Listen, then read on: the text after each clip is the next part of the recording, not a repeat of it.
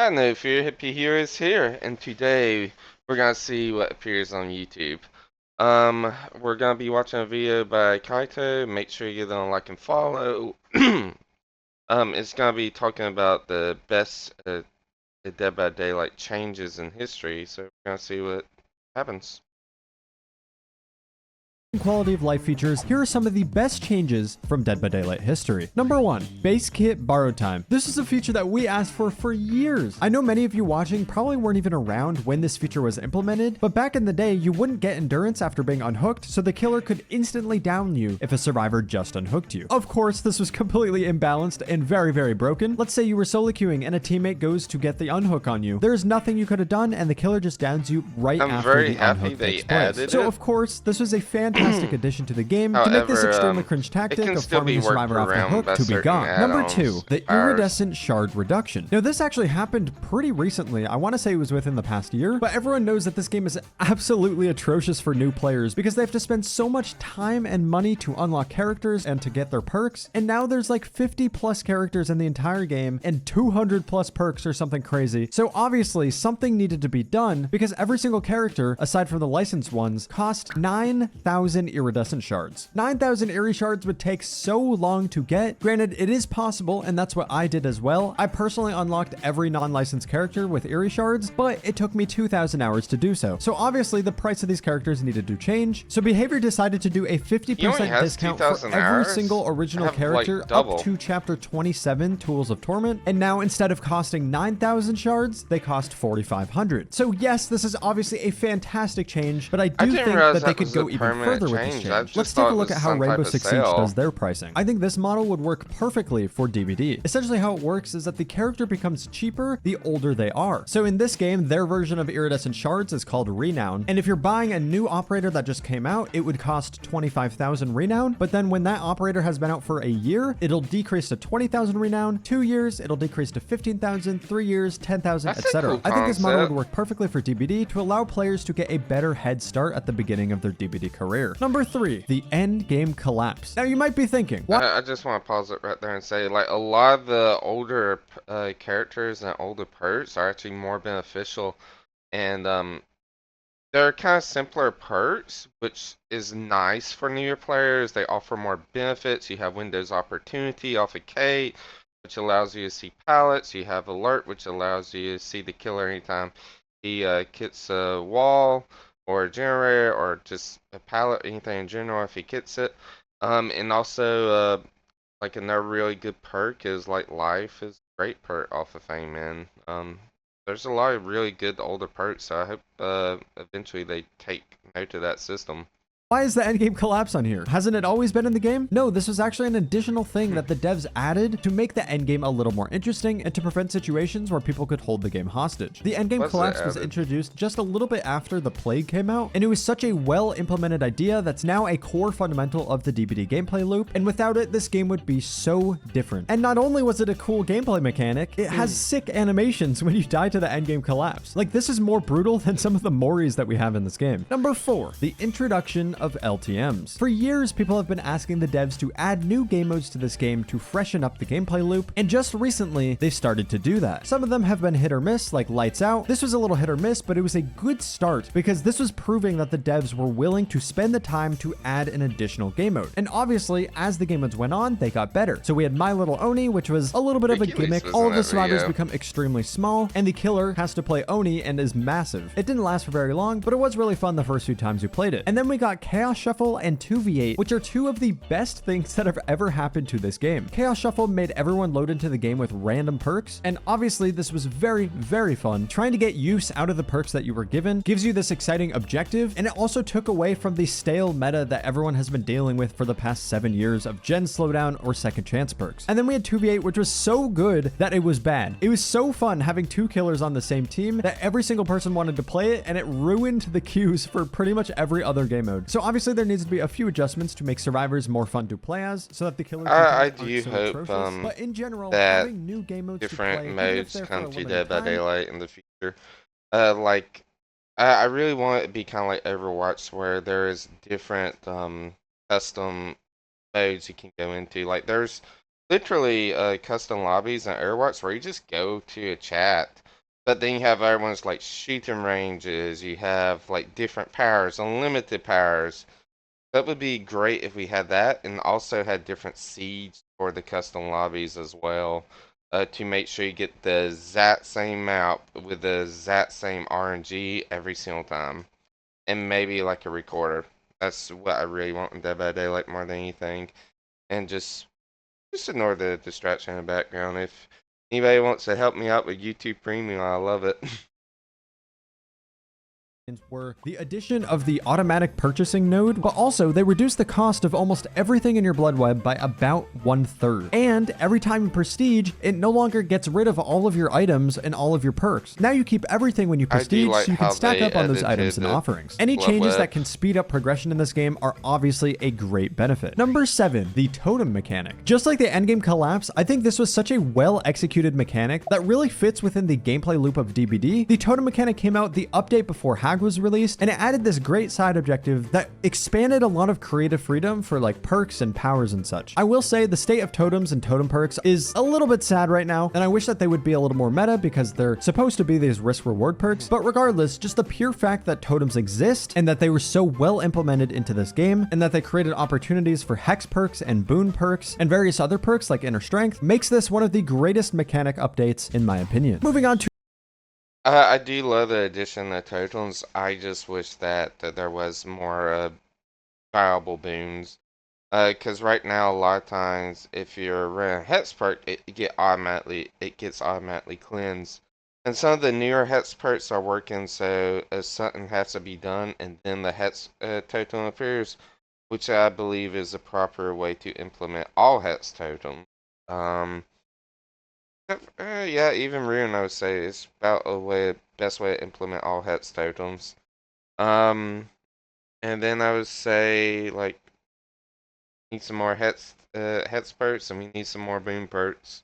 number 8, we have the Deathslinger and Executioner rework. I'm specifically referring to when they got rid of the uncounterable mechanics of these two killers. These two killers were released back to back, and they both suffered from the same exact problem, where no matter what the survivor did when they got to a resource, if the killer was close, they were getting hit. So as Deathslinger, if they took a window, he could just shoot you and then hit you through the window, or if you faked the window, since the ADS speed was so fast, you could just hit them normally. And for Executioner, it was pretty much the same exact thing. His sword was so quick that if the survivor took the vault, you could hit them with your ranged attack, but if they faked the vault, the cancel speed of your sword was also extremely fast, so you could just hit them. This put survivors into a scenario called a hit or hit situation, where no matter what they did, they were getting hit. So obviously, this was a massive complaint in the DBD community, and Behavior finally changed it so that the Deathslinger's ADS speed is slower, and the cancel animation for the Executioner is longer, so you have to commit to those actions. This massively improved the And with this, I would say that they should have left Deathslinger's ADS speed the same, but just mainly reduce the cooldown afterwards. Because even right now in current meta, like it feels like it should take a longer transition from if you're going aim down sights and couldn't line up a shot, and I feel like it should be a much slower transition. Which Deathslinger is not as noticeable because he's like a 14 killer or 110 killer, I mean. And Pyramid Head, he was able to do it very, very quick. So I'm very happy that he reduced it on him. But he has other powers to make up for it with the cages. Deathslinger doesn't really have anything, so Deathslinger could use something to make him a little bit more stronger, bring him into A, where all killers should be. balance of these characters, and it set a great precedent because it showed that Behavior was listening and that they would learn their lesson and not add any other killers that would put survivors into a hit or hit situation where no matter what they did, they would get hit. Number 9. This one's small, but is a fantastic change. And this was the Nurse Special Attack nerf. Every time Nurse used to hit you with a blink, it was considered a basic attack, so this meant that every Nurse player could use perks such as Sloppy Butcher, Noed, various other exposed perks, and this just made her super strong. Because obviously so many of the basic attack perks apply and synergize really well with the Nurse's characteristics. One of the most notable and annoying examples was Starstruck. This perk made it so that everyone in your terror radius became Mobility and exposed easy when you were hits. carrying a survivor, survivor, and it would linger for like 30 seconds after you drop the survivor or you hook them. So nurse players would run this with agitation to make the terror radius bigger when they were carrying, and it was just such a broken perk combination to use on the nurse because she could just instantly teleport to you and insta-down you. Luckily, they changed it so that her attacks are only considered special attacks instead of basic attacks, so now she can no longer use any of those perks, which yes, limits creativity, but she's still the strongest killer in the game and will probably never be topped, so I think it was overall a fantastic change. Number 10, the new Survivor HUD. While I do think that this new Survivor HUD didn't fit the game as much aesthetically, it had some fantastic quality of life changes that really narrowed the gap between solo queue players and Survivor with friends. Survivors can now see what their other teammates are doing for pretty much every single interaction in the game. They can see if they're being chased, they can see how far their gen progression is, they can see if they're healing someone, if they're opening a chest, even if they're doing certain killer interactions like trying to get their head drop off for pig. This was a great feature to add to the game to give information to the survivors so they don't have to be on comms to make decisions. Obviously, it's not as good as being on comms, but the additional information is very, very helpful, and it turns solo queue games into something a little more manageable. I will say, I think this had the effect of making killer games much more sweaty, because killer games used to be so easy because 4-man survivor friends were very rare, but now that everyone has so much more information, killer games are obviously much harder. But I think this is maps are too small. Objectives are too hard to make find. sure you give me help me out with my YouTube Premium. and having my killer games be a little more difficult if it makes the life easier for solo queue players. Plus, being able to understand the Survivor HUD and know how to utilize it properly is a skill in itself. Number 11, the Hillbilly Overdrive rework. This was a pretty recent change, but I don't feel like I need to talk about it too much. The gist of it is that Hillbilly used to be a perfectly balanced killer that was really fun and pretty strong back in the day, and then they nerfed him to the ground by adding this overheat mechanic where if he uses his chainsaw too much, it gets disabled for a certain period of time. This made him feel extremely clunky to use, and years went by with this character being neglected until they finally worked the overheat mechanic into the quote-unquote overdrive mechanic, which was such a creative way to completely revert what they changed without having to like reprogram a bunch of mechanics. Instead of it overheating, now when you use your chainsaw too much, it goes into overdrive, which increases your movement speed, increases your charge speed of your chainsaw, and reduces the cooldown of it. So overall, you just get a bunch of buffs for using your power, which is such a fantastic change, and whoever designed this change should be applauded, because killers should be rewarded for using their abilities a lot instead of punished for it. Number 12, this is I actually disagree with that. I feel like he should be, I don't feel like he should have been like rewarded just for using his power. Like, Hillbilly was already somebody I regard as fairly strong, for his buff. So, I like he got buff, because he did need it. He was like fairly strong at like the high level skill play, but there just wasn't too many people who actually knew how to play him very skillfully, or they found it not worth it. So I like they buffed him, but I don't feel like he really needed the overdrive. Their overdrive is nice though. I'm kind of happy to see him get a buff, but kind of not. Mixed feelings. Very, very mixed feelings with Billy.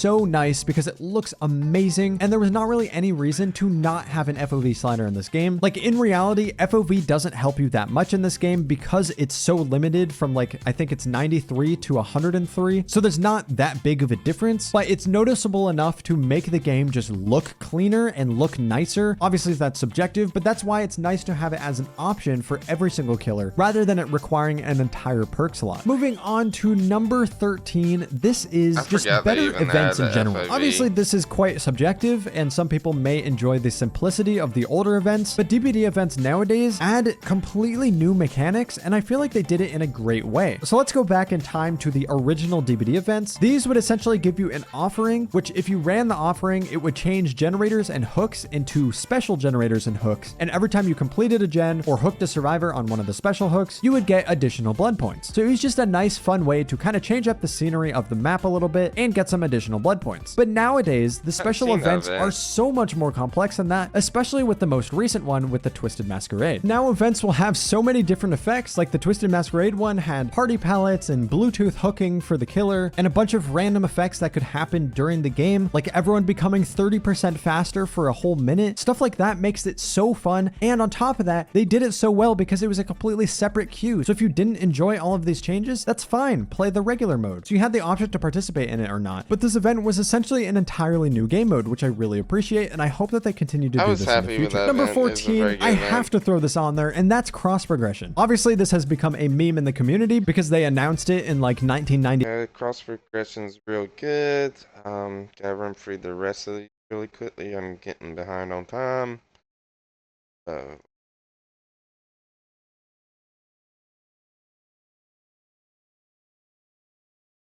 Anyone, but oh my god, am I glad that it was changed. And this is the Shattered Square Lighting. This map used to be the ugliest map I think I've ever seen in any video game ever. It was so hideous to look at. It was like a mix of this gross reddish orange and this gross green color, and it was like I could not stand. Look, I honestly didn't mind it that much, but the way how the new map, or how they changed the lighting with the Aurora lights, I love it. It is a phenomenal map, very well designed.